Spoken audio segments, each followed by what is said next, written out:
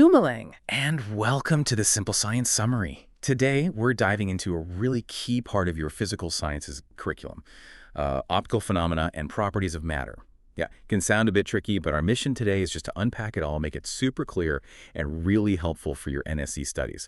We're focusing on two main things, the photoelectric effect and then emission and absorption spectra. And trust me, this stuff is actually fascinating. It explains everything from, how solar panels work right here in SA to how we figure out what stars light years away are made of. Absolutely. And these concepts, they're not just like random topics from the CIPS document. They're really fundamental.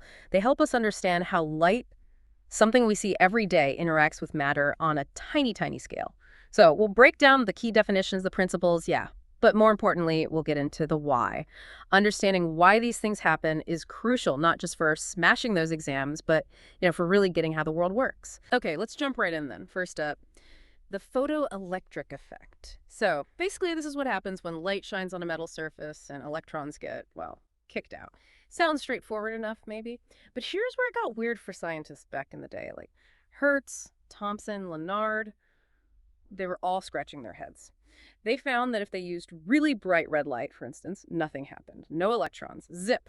But then a really dim ultraviolet light, bam, electrons started popping off the metal. Now that was strange because if light was just a wave, you'd think a brighter, more powerful wave would always do the job eventually, right? It just didn't fit. This whole thing was a major headache for classical physics. What was the big hang-up? That's exactly it. The core paradox that baffled everyone was this. Classical wave theory said the intensity, the brightness of the light, should be the deciding factor. More intense light means more energy being delivered, so eventually you should knock electrons out, and they should come out with more energy if the light is brighter. But the experiment showed something completely different. It wasn't the intensity, it was the frequency, basically, the color of the light that mattered. Below a certain specific frequency for each metal, you could blast it with the brightest light imaginable and nothing. Not a single electron. But go above that frequency, even with really faint light, and electrons were emitted instantly. It was. Well, it defied the wave theory completely. And this is where Einstein comes in, or in 1905. His idea was revolutionary, truly. It actually won him the Nobel Prize later, in 1921. He proposed that light isn't just a continuous wave, it also acts like it's made of tiny, discrete packets of energy, like little bullets of light energy. He called these packets photons. And this idea just clicked. It explained the photoelectric effect perfectly. Each photon carries a specific amount of energy, and that energy depends only on its frequency. So to knock an electron out, a single photon has to hit it with enough energy to overcome the forces holding that electron inside the metal. Wow, okay, so it's not like a big wave wash over it. It's more like one precise hit from one of these photons. That's a huge change in thinking. So what determines how much energy is needed, and what's this sort of holding force called? Exactly, it's the individual photon's punch that counts. And that leads us to two really important terms you need to know. First, there's the work function. We use the symbol W for it. This is the absolute minimum energy required to free an electron from the surface of a particular metal. Think of it like a tiny exit fee the electron has to pay. And this fee, this work function, is different for every material. Some metals, like say gold or silver, hold their electrons really tightly. They have a high work function. Others, like sodium, let go more easily, lower work function. The second term is the threshold frequency. The symbol is F. This is the minimum frequency the light itself must have to cause any electron emission at all. If the light's frequency is below this threshold frequency, the photons just don't have enough energy individually, even if there are loads of them. So no electrons get ejected, period. And here's how they connect. The energy of the incoming photon, let's call it E, has to be at least equal to or bigger than the work function, W.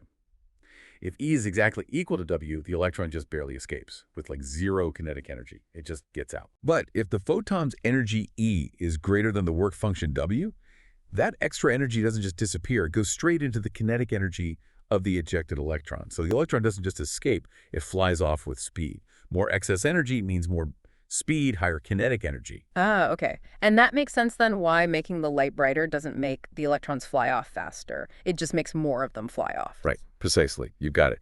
More intensity means more photons arriving per second. If those photons have enough energy, meaning their frequency is above the threshold, then each one can still kick out an electron. So more photons hitting means more electrons getting kicked out per second. That's a higher current if you were measuring it. But the maximum kinetic energy, the speed each electron flies off with, that depends only on the frequency of the light, because that dictates the energy of each individual photon, E, and the work function W is fixed for the metal. Right. So, like, in that zinc plate experiment you sometimes do in class, you charge up an electroscope, stick a zinc plate on top, shine UV light, high frequency on it, and the leaves collapse because electrons are leaving the zinc. But shine a really bright red light, low frequency, and nothing happens. The charge stays put. That experiment perfectly shows this particle nature. Only photons with enough energy, enough frequency can pay that work function phi.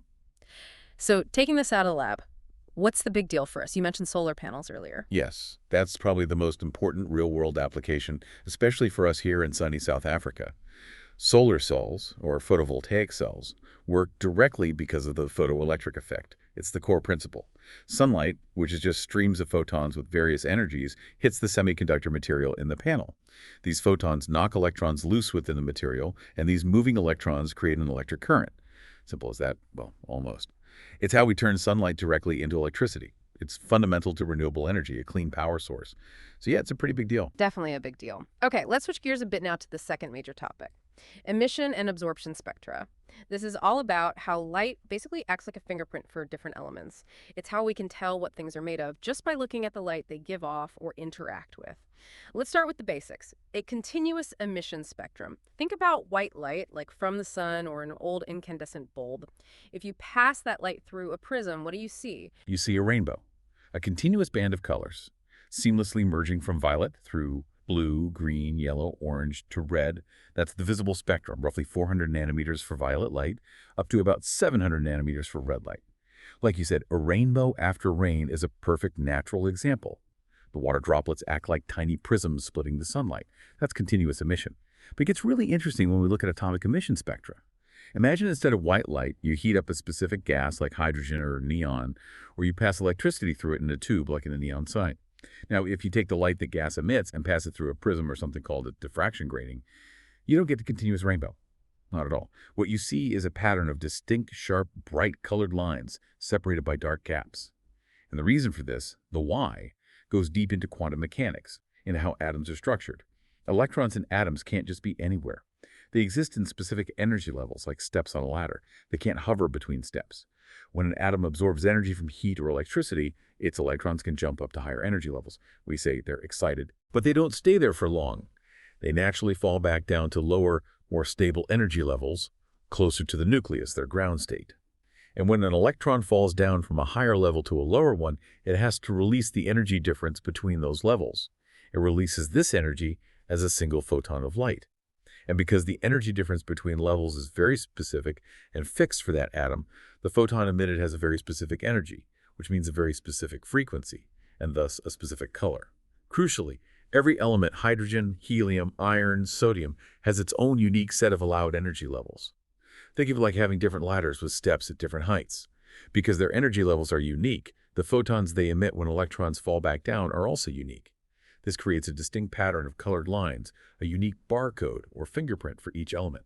Ah, okay. So those bright lines are literally the specific colors corresponding to the energy jumps electrons make in that particular element. That's amazing. So these fingerprints, these barcodes, how are they actually used? You mentioned fireworks. Yeah, fireworks are a great visual example. The brilliant colors come from specific elements added to the gunpowder.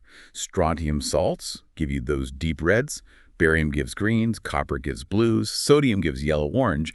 When they burn, the elements get hot, their electrons get excited and fall back down, emitting their characteristic colors, their emission spectra. But perhaps the most powerful application is in astronomy. Think about it. We can't exactly go grab a sample of a star that's light years away, but we can collect the light coming from that star. By passing that starlight through a spectrometer, basically a sophisticated prism where grating astronomers can see the pattern of lines. By matching those lines to the known emission spectra of elements here on Earth, they can figure out exactly which elements are present in that distant star or galaxy. It's incredible we're reading the chemical composition of the universe just by analyzing light. Wow. Okay, you said there's another side to this coin, right? Almost like the negative image. Exactly. That's atomic absorption spectra. It's kind of the opposite process. Instead of looking at the light emitted by a hot gas, imagine you start with a source of continuous light, the light from a hot star's core, which produces a full rainbow. Now imagine that continuous light passes through a cooler cloud of gas, maybe the star's outer atmosphere, or even interstellar gas clouds. What happens is that the atoms in that cooler gas will absorb photons, but only photons that have the exact right energy to make their electrons jump up between their specific energy levels. So those specific frequencies of light get eaten or absorbed by the gas atoms. When you look at the continuous spectrum after it has passed through the cool gas, you'll see the full rainbow, but with dark lines missing. These dark lines are exactly where the absorbed frequencies should have been. And let me guess. These dark lines, these missing colors, they appear at exactly the same frequencies as the bright lines the same element would emit if it were hot. Precisely. It's the perfect confirmation. The frequencies an atom absorbs to excite its electrons are the exact same frequencies it emits when its electrons fall back down. So an absorption spectrum is like the photographic negative of an emission spectrum for the same element. And again, this is hugely important in astronomy. By looking at the dark absorption lines and the light from a star, astronomers can tell what elements are in the cooler outer layers of that star's atmosphere. They can even tell how much of each element is there by how dark or thick the lines are. And there's more.